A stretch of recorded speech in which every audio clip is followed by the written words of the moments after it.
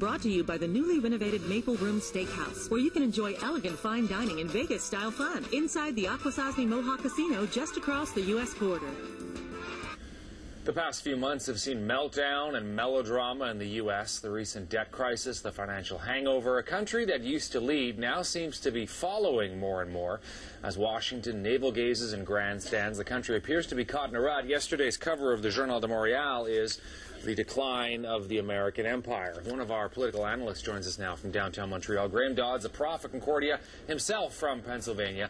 So, Graham, there seems to be sort of a malaise setting in, to use Jimmy Carter's famous term from the late 70s.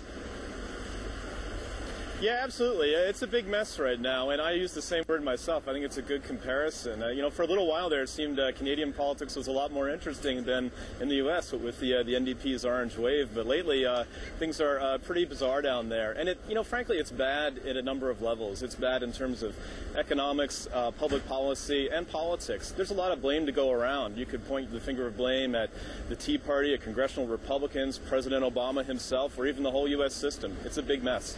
People are calling this a failure of leadership by Obama. Is that a fair judgment? Well, I think most folks would agree that President Obama was dealt a pretty bad hand. I think most folks also would say he's played it pretty well, but I think he could have played it better still. Look, this is in some sense a failure of leadership. He has tried to compromise with people who are not in the mind to compromise, and I think at some point you've got to cut your losses, you've got to play tough. Even if it's hard to get anything through Congress, he is the most visible and strong force in American politics. He can control the debate, and so far he's done a pretty bad job of that. You're talking about the gridlock that's going on in Washington and continues between Democrats and Republicans. Meantime, there's this debt crisis which was solved, sort of, but the hangover continues. The Republicans don't want to raise taxes. The Democrats don't want to cut spending too much. So, again, another impasse. Seems like they've just sort of kicked the can down the road a little bit.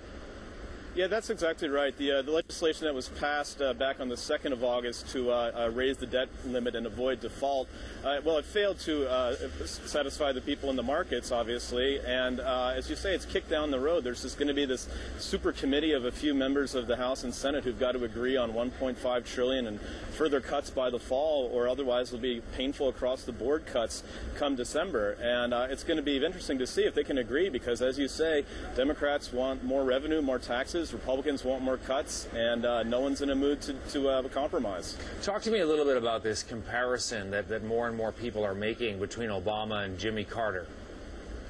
Yeah, I mean, definitely America is in a funk right now. It's been in a funk economically for a while. The economy is growing, but barely.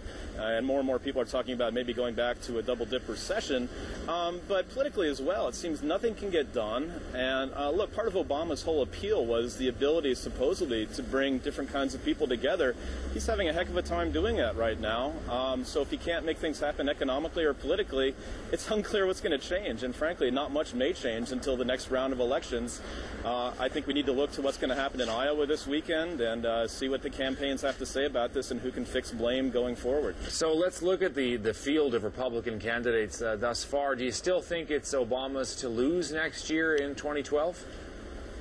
I think the last couple of weeks may have tipped it in the other direction. A lot of folks, and to an extent I'm included in this, now feel that he's the underdog, that he may very well lose. There are a number of Republicans who are seeming like they're a viable challenge.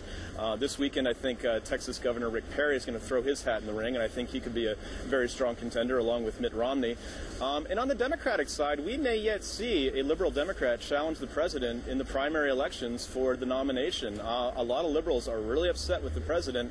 It would not surprise me to see one of them throw their hat in the ring and say, he's failed, he's not a progressive, let's vote for a real Democrat. All right, Graham Dodds, always a pleasure. Thanks for your time today. Thank you.